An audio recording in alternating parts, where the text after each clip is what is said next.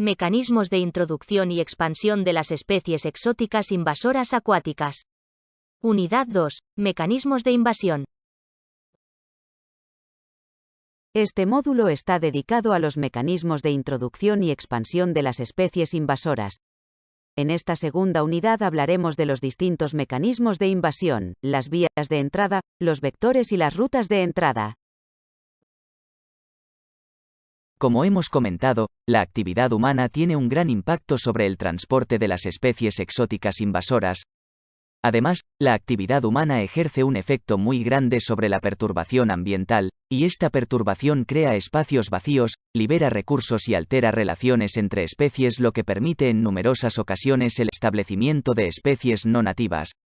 Esta idea de que la mayoría de especies no nativas se encuentran en áreas sometidas a perturbación relacionada con la actividad humana fue sugerida por primera vez por Charles Elton, precursor del estudio de las invasiones biológicas y la ecología de las invasiones, en 1958.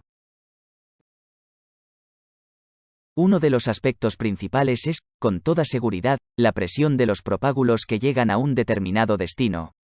Esta presión de propágulos corresponde a los individuos, las semillas o las partes de individuos que permiten que una especie se establezca en una nueva área. Además de esta presión de propágulos existen también otros factores de gran importancia. Factores abióticos, por ejemplo, una temperatura adecuada o una humedad adecuada, entre otros. Factores bióticos, como son el tipo de ecosistemas y comunidades presentes en el área de destino. El factor humano va a alterar en gran manera los factores abióticos, modificándolos y creando nuevas condiciones para las especies, del mismo modo que los factores bióticos, alterando también la composición de las especies que existen en las nuevas áreas, permitiendo y facilitando la invasión de las nuevas especies. Finalmente, el que será el punto más importante, facilitando la llegada de nuevos propágulos y en mayor cantidad a las nuevas áreas. Los descubrimientos tienen una gran importancia en la modificación de la tasa de llegada de especies a nuevos territorios, y esto es particularmente notorio en el caso de las islas. Por ejemplo, tenemos el caso de Hawái, que está perfectamente documentado. En Hawái por cada 100.000 años se añadía una nueva especie a la flora nativa, con un total de 1.094 especies. Con la llegada y colonización por parte de los polinesios, esta tasa se incrementó hasta una especie cada 50 años.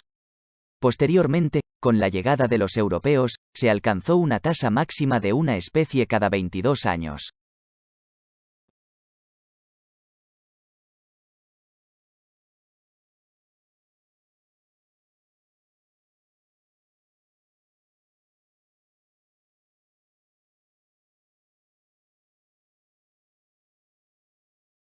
En este momento debe estar totalmente claro que los seres humanos alteran en gran manera tanto las vías como los vectores y las rutas de entrada, y como consecuencia aumentan las tasas de llegada de nuevas especies a los territorios.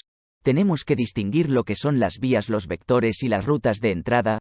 Podemos considerar que las vías de entrada son los mecanismos a través de los cuales las especies llegan a los nuevos ecosistemas. Consideramos que los vectores son los modos como las especies son transportadas a través de una vía de entrada, y finalmente, las rutas son los caminos que toman las especies entre las regiones fuente, regiones de origen, y las localidades de liberación de estas especies, es decir, las localidades de destino de estas especies. Podemos considerar 5 vías principales de entrada de las especies exóticas: liberación intencional, fuga, como contaminante, como polizonte o a través de corredores que fueron creados por la acción humana. Hay muchos ejemplos de especies liberadas en la naturaleza intencionadamente que se han convertido en invasoras. Uno de estos ejemplos es la gambusia, un pequeño pez introducido para el control biológico de los mosquitos transmisores de malaria. Otro ejemplo es la perca americana, especie utilizada en la pesca deportiva, y de la misma forma hay muchas especies de animales introducidas para la caza y la pesca. También tenemos especies introducidas para el control paisajístico o para control de la erosión, como la uña de gato. La uña de gato se puede encontrar actualmente en grandes extensiones de playa, impidiendo la supervivencia de las especies nativas de plantas. Y por último, tenemos ejemplos de liberación de animales de compañía así como especies de terrarios y acuarios. Uno de los ejemplos más conocido es la tortuga de Florida. Existen diversas actividades que pueden dar lugar a la fuga y la consecuente introducción no intencionada de organismos en la naturaleza, como son la ganadería, la cría y la agricultura, la acuicultura o la plantación ornamental. Se produce el uso de distintos organismos como cebo vivo para pesca, también el uso como animales de compañía o como especies de acuarios y terrarios que pueden escaparse. En el caso de los zoológicos se puede producir la fuga accidental de algunos animales. Por último, existen los jardines botánicos desde donde se puede producir la dispersión de algunas plantas. A la vez que transportamos productos desde una localidad a otra, también se transportan organismos que van como contaminantes en estos productos. Este hecho se puede producir a través del comercio de mercancías contaminadas, como en el caso de un alga, el helecho de agua asociada al comercio del arroz. Asociado a materiales de empaquetado, tenemos el ejemplo de un cerambícido transportado en el embalaje de los productos, y también tenemos organismos contaminantes en productos de acuicultura. Este es el caso de otra alga, la Gracilaria asiática, transportada de este modo. Existen numerosos ejemplos de contaminantes en mercancías, como pueden ser garrapatas, ácaros, pulgas y otros parásitos en animales domésticos o en ganado. Hay pequeñas plantas que crecen dentro de macetas de otras plantas o semillas mezcladas con las semillas que se venden con otros objetivos. De hecho, hay numerosos estudios sobre la importancia de estos mecanismos. Por ejemplo, en un estudio en particular, se encontró que el 51% de las macetas tenían una o más plantas de otras especies distintas a la que se quería comprar. En otro estudio sobre balas de heno importadas a Australia, se encontraron 70.000 semillas por bala y 105 especies no nativas en 38 balas.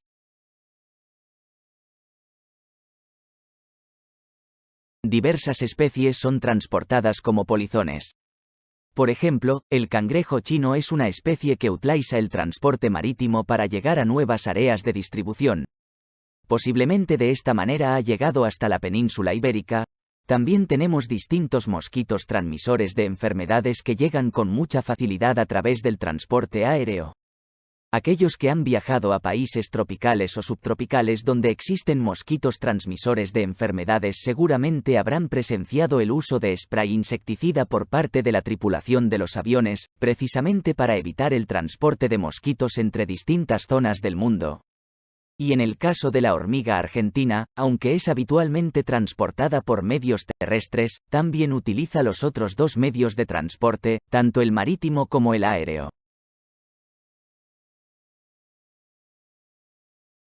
Las aguas de lastre tienen una enorme importancia en la transmisión de especies invasoras entre distintas partes del mundo. Algunas estimas apuntan a unas 10.000 especies transportadas todos los días por este medio. No hablamos de individuos sino de especies realmente. Lo que ocurre es que los barcos, cuando están vacíos, precisan mantener la estabilidad.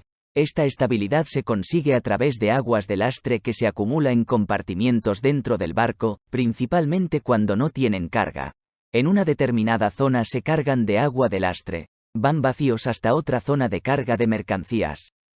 Cuando se cargan las mercancías, se desprenden del agua de lastre contaminando esta localidad y regresan, con poca o sin agua de lastre, hasta el punto de origen, y este es un proceso que tiene lugar repetidamente.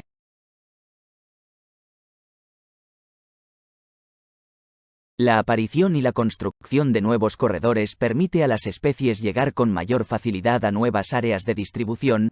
Por ejemplo, tenemos los migrantes lesepsianos. Este nombre está relacionado con el responsable de la construcción del Canal de Suez, una especie cuya invasión de la zona del Mediterráneo está relacionada con el Canal de Suez es el camarón Marsupial japonicus. Este camarón también se encuentra en el estuario del Tajo, aunque su llegada allí es debido a la dispersión progresiva a partir del Mediterráneo. Otro ejemplo es una planta, Senecio inaequidens, que en este momento aún no está presente en Portugal, cuya propagación está facilitada por la presencia de vías ferroviarias y todo tipo de caminos y carreteras. Otro caso cuya invasión es favorecida por la presencia de canales interiores es el mejillón cebra. El mejillón cebra, durante el siglo XVII, se instaló con facilidad en el corredor norte europeo que tenía que ver con la construcción de una serie de canales entre distintas cuencas hidrográficas.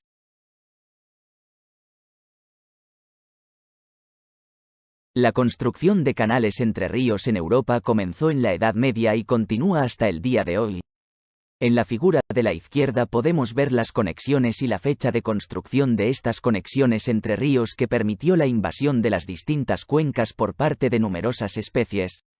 En la figura de la derecha vemos el canal de trasvase del Tajo Segura, mucho más reciente, situado en la península ibérica. Después de comentar los mecanismos de invasión en la próxima unidad de este módulo nos centraremos en la expansión de los límites de distribución de las especies exóticas.